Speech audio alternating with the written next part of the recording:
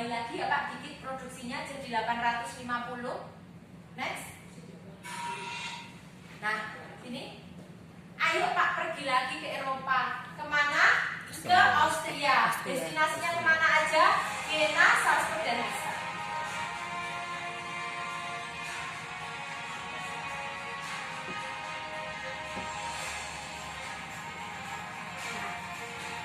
Bapak Ibu, ini Shanghai, Vienna. Ini bukan video yang diambil dari YouTube, bukan. Tapi tim Manulife yang memang survei ke sana memvideokan tempat-tempat yang nanti memang akan kita kunjungi. Ya, next. Nah, Bapak Ibu, terakhir ini pesan yang luar biasa, ya, dari seorang yang luar biasa. Om Richard bilang, ya, aku kalau ini Om Richard loh Bapak Ibu. Iya, Branson. Om Richard ini loh Bapak Ibu, gak main-main loh ya. Beliau ini punya 400 perusahaan yang dibangun selama 40 tahun. Wih. Berarti sak tahun punya perusahaan 10. Iki berarti ini wis gak mangan nasi, Mas. Iya. Yo soalnya bule semangatnya Berlian, steak, makannya dia beda, ya. pizza. Ya. Jadi beliau ini ngomongnya kayak gini loh. Ayo Pak Deli, oh Pak Deli lagi makan. Enggak apa-apa. Baca Pak, ayo Pak. If someone offer you an amazing opportunity and you are not sure you can do it, Say yes. Then learn how to do it later. Iya, tepuk tangan. Yeay.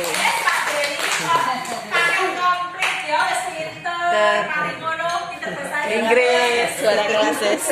Suara kelas wes, Pak Jadi Neni. ya Bapak Ibu, beliau aja ngomongnya gitu loh.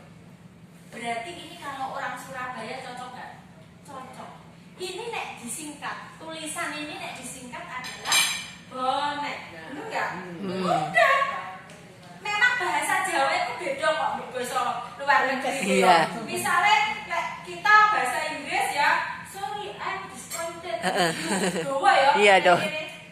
Nah. Waduh, ini ya dua orang ini Pak Dari aslinya artinya Bonek. bonek. Itu ya Bapak Ibu, kita tidak melihat background Bapak Ibu ini apa, tidak kita lihat, tapi ini adalah sebuah peluang. Peluang itu cuma ada dua. Nek kita coba, kita punya kesempatan dua, sukses atau belum berhasil. Tapi nek kita tidak mau coba, ya sejak awal kita tahu jawabannya bahwa kita tidak akan berhasil di bidang ini. Setuju? Setuju. Oke, baik, itu yang bisa saya sampaikan. Saya sedikit sebagai penutup ini. Silakan kalau ada yang mau tanya bagaimana pengalamannya Dokter Sandra. Yang gini ya, yang membuat Dokter Sandra itu nggak cuma melihat bisnis ini tuh semata-mata perkara finansial, tapi tanpa disadari bonus finansialnya luar biasa.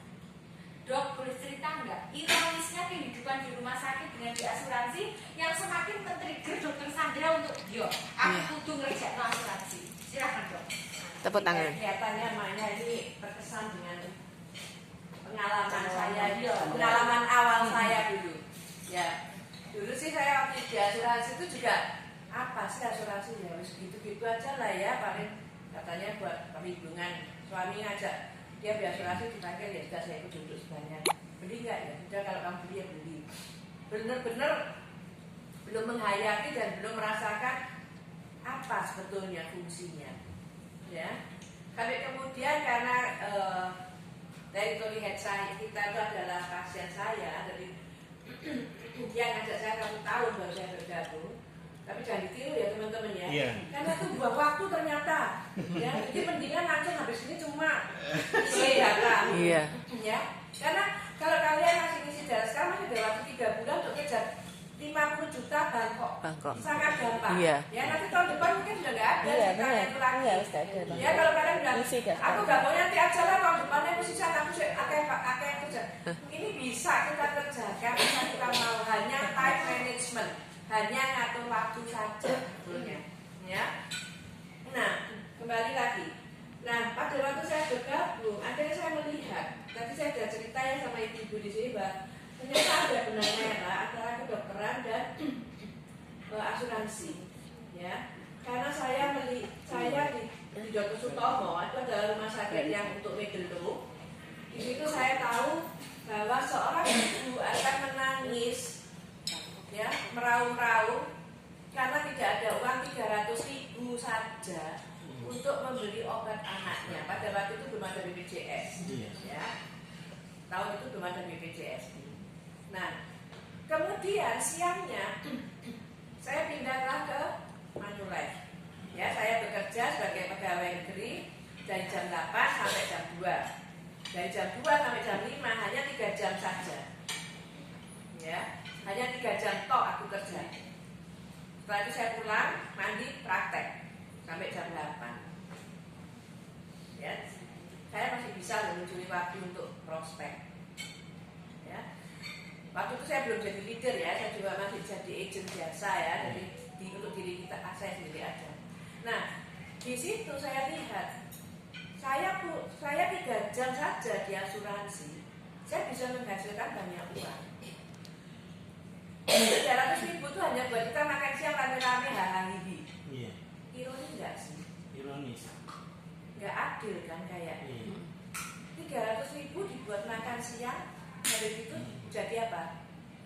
Sorry ya. Kotoran. Jadi polisi. Iya. Sebaliknya di sini Butuh. jadi apa? Oh, Kehilangan anak. kehilangan anak. Sangat tidak adil. Disitulah saya bertekad, saya harus tetap ada di sini. Ya, karena bukan hanya orang kayak pedagang-pedagang atau bisnismen yang membutuhkan asuransi. Justru orang kecil-kecil itu yang sebetulnya yang butuh. Butuh. Dan kita sekarang didukung dengan produk-produk, terutama ada produk-produk Yang kecil-kecil. kita yang sangat minimal preminya. Semua orang pasti bisa, karena lifestyle kita sekarang itu sudah lifestyle-nya rodok tinggi, rodok ngawur menurut aku kadang-kadang, sehingga nggak prioritas lagi. Bisa beli pulsa, handphone dan sebagainya, tapi nggak bisa beli asuransi. Di sini sebenarnya tantangan kita kalau kita mau membuka hati nurani kita. Ya, jadi